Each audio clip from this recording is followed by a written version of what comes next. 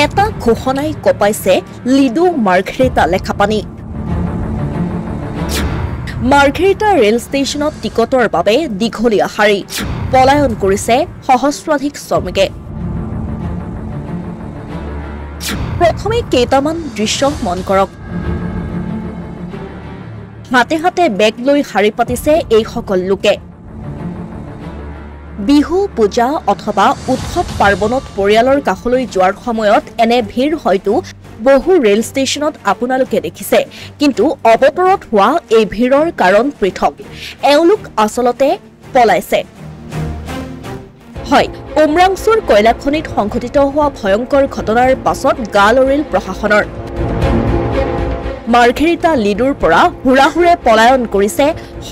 কয়লা শ্ৰমিকে অবৈধ কয়লাখনিত শ্ৰমিকৰূপী এই লোকসকলে এতিয়া বিৰডি বাট নোহোৱা অৱস্থা কৰিছে মাৰ্ঘেৰিটা ৰেলৱে ষ্টেচনত টিকটৰ বাবে দীঘলীয়া শাৰী অসম আৰক্ষীৰ সঞ্চালক প্ৰধান জিপি সিঙৰ ঘোষণাৰ পাছতেই কপি উঠিছে মাৰ্ঘেৰিটা লিডু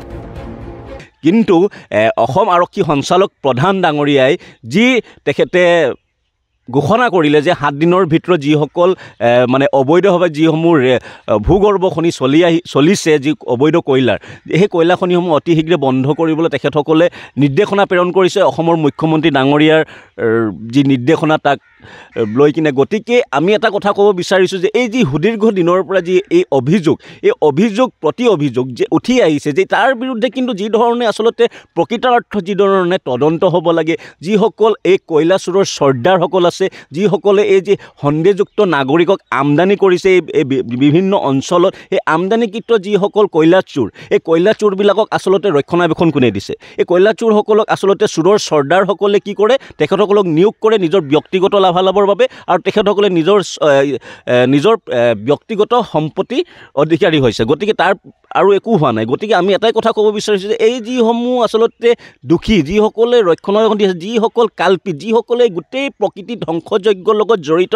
আছে অভিযুক্ত যিসকলে সুদীৰ্ঘ দিনৰ পৰা যি এই গোটেই সাম্ৰাজ্য চলাই আহিছে কলা সাম্ৰাজ্য এই কলা অধ্যায়টো কেতিয়া নাকি লগাব এই গতিকে এই প্ৰশ্ন উদয় হৈছে গতিকে আমি অসম আৰক্ষী সঞ্চালক প্ৰধান ডাঙৰীয়াক আমি আহ্বান জনাইছোঁ অতি শীঘ্ৰে যিসকল অভিযুক্ত যিসকল এই গোটেই কাৰবাৰৰ লগত জড়িত যিসকল মুখা পিন্ধা বহু এনে ব্যক্তি আছে যি ব্যক্তিসকলে যে এই গোটেই কাৰবাৰটো আচলতে চলাই আছে আৰু ইয়াক আচলতে কোনে ৰক্ষণাবেক্ষণ দিছে এয়াও কিন্তু এটা ৰহস্যজনক বিষয় উল্লেখ্য যে মাৰ্ঘেৰিটাৰ অবৈধ কয়লাৰ লগতে ৰেড হল মাইনিং বন্ধ কৰাৰ নিৰ্দেশ দিয়াৰ পাছতেই এতিয়া সৃষ্টি হৈছে এই পৰিৱেশ